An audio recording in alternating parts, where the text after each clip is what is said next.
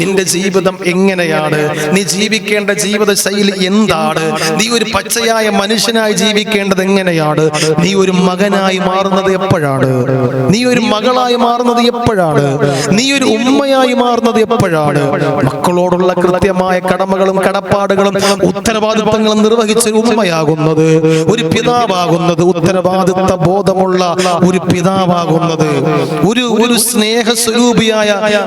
ഭർത്താവായ ഇണയാകുന്നത്, തുണയാകുന്നത്,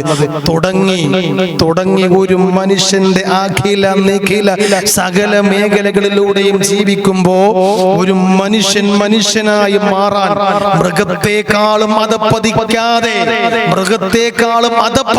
വിശുദ്ധ ഖുർആൻ പരിചയപ്പെടുത്തിയ വാചകം അങ്ങനെയാണ്.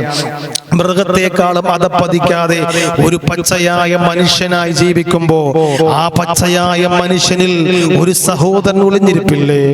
ഒരു ഉപ്പ ഒളിഞ്ഞിരിപ്പില്ലേ,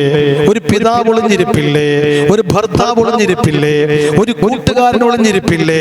ഒരു മനുഷ്യൻ ഏതൊക്കെ ഭാവതലങ്ങളിലൂടെ ഏതൊക്കെ സാഹചര്യങ്ങളിലൂടെയാണ് മുന്നോട്ട് ജീവിക്കുന്നത്, ആ